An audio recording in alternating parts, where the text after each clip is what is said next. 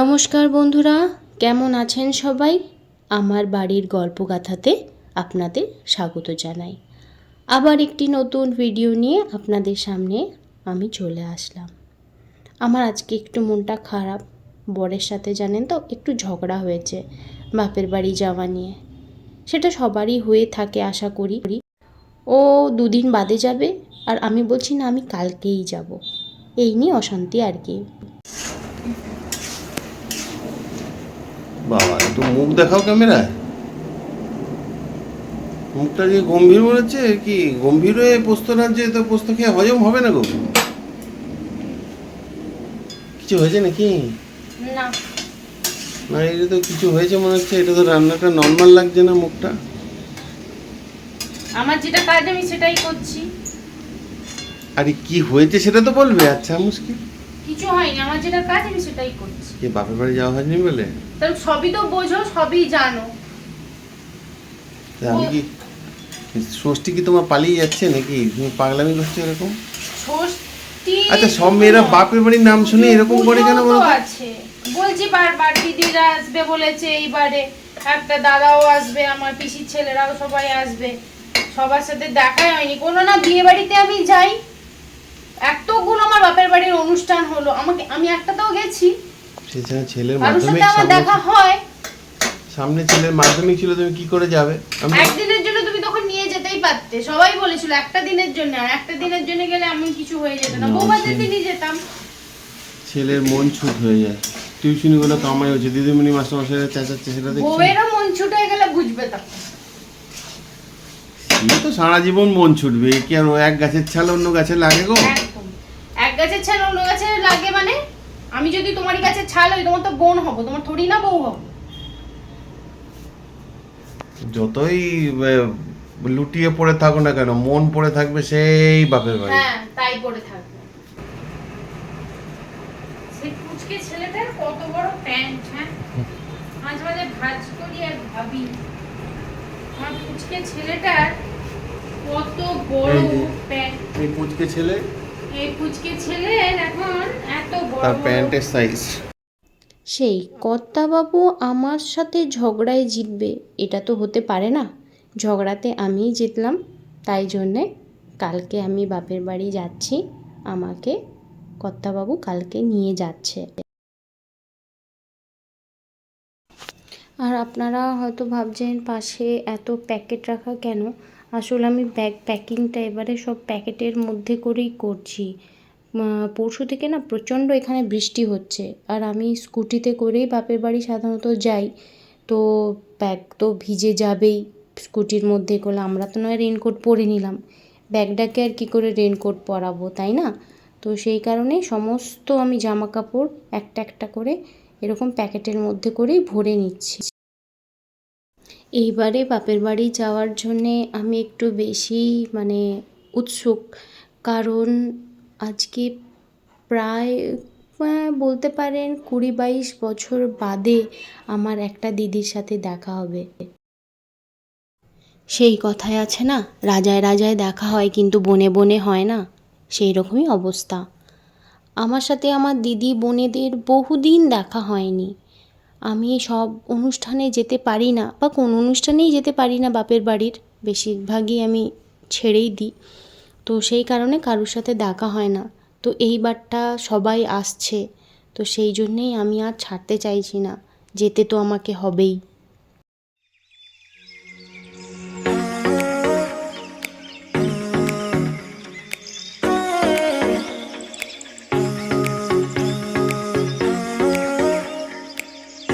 ও সব পাখিতেই মাছ খায় আর মাছরাঙার নাম হয়, তাই কি?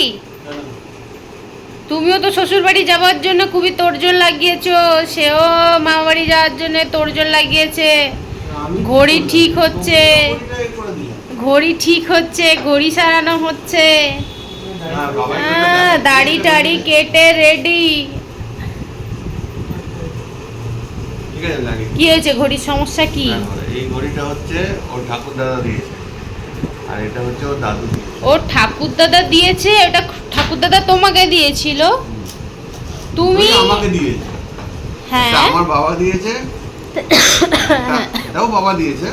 একটা ঘাটালের বাবা দিয়েছে, একটা খড়গপুরের বাবা দিয়েছে। একটা শ্বশুর মশাই দিয়েছে, একটা ও সবাই জানে যে ঘাটালের বাবা মানে কি। হ্যাঁ, একটা আমার শ্বশুর মশাই, একটা তোমার শ্বশুর মশাই। আচ্ছা, কোনটা তোমার শ্বশুর মশাই এইটা, আর কোনটা আমার শ্বশুর মশাই?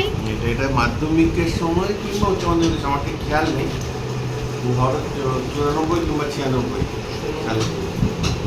তোর পছন্দ হয়েছে কি রে? ঘড়িটা তোর পছন্দ হয়েছে? কোনটা পছন্দ? এটা বলছে এটা কাটাকাটি করতে হবে, এটা তুমি পড়ো, বড় ডায়াল এটা। সন্ধেবেলায় গিয়েছিলাম একটু জুডিওতে, কারণ আমরা বাইরে কোথাও গেলে যতই আমাদের বাড়িতে সব কিছু থাক না কেন, আমরা মেয়েরা একটুখানি লিপস্টিক, নেল পালিশ আবার নতুন করে আমাদেরকে নিতেই হয়, তাই না?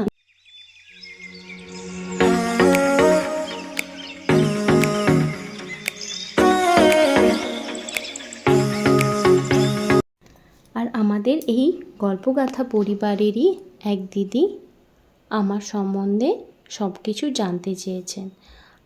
আমি আগে একটা শর্টস রিলে সমস্ত জানিয়েছিলাম, দিদি মনে হয় ওটা স্কিপ করে গেছিলো।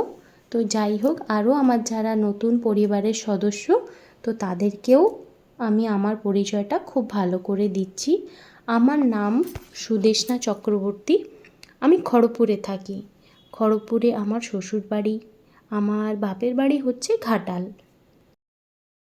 আর আমার ছেলে আর কর্তাবাবুকে তো দেখেছেনই। আমার ছেলে ক্লাস 11-এ পড়ে, কমার্স নিয়েছে। ওর ডাকনাম তাতান, আর ভালো নাম হচ্ছে জিষ্ণু চক্রবর্তী। তো আমরা সবাই মানে বেশিরভাগ তাতানই বলি, তো আপনারাও তাতান বলবেন। আর আমার তো হাজব্যান্ডকেও দেখেইছেন। আমাদের তিনজনেরই এই পরিবার, আমার আর কেউ নেই, শ্বশুর শাশুড়িও আমার নেই।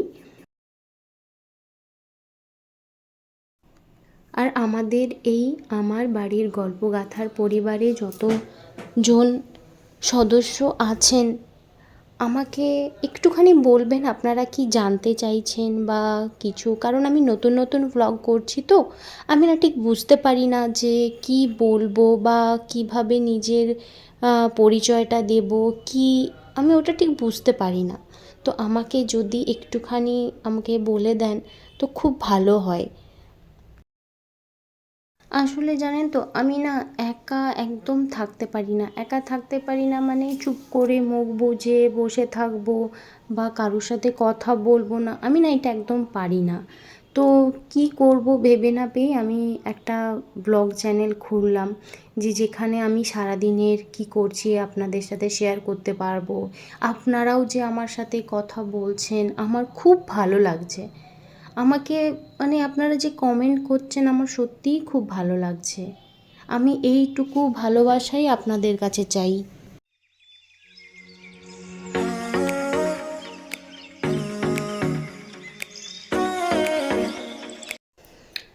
আর কালকে তো আমরা ভোরবেলাতে বেরোচ্ছি, আমি আমার বাপের বাড়িই যাব। তো সেই কারণে বিশেষ কিছু আর রান্না করছি না, আবার থেকে যাবে, নষ্ট হবে। তো ম্যাগিটা নষ্ট হওয়ার উপায় নেই, বেশি হলেও সবাই ঠুসিয়ে খেয়ে নিতে পারে। তো সেই জন্যেই ম্যাগিটাই বানালাম। তো আজকে ম্যাগিটাই আমাদের রাত্রের খাবার। আজ তাহলে আসি। আসলে কালকে অনেক ভোরবেলায় আমাদের উঠতে হবে, তো সেই কারণে ভিডিওটা এখানেই শেষ করছি। যদি কোথাও ভুল করে থাকি তো ছোট বোন ভেবে ক্ষমা করে দেবেন, কেমন? সবাই ভালো থাকবেন, সুস্থ থাকবেন। দেখা হচ্ছে পরের আবার একটা ভিডিওতে। সবাই সুস্থ থাকবেন, ভালো থাকবেন।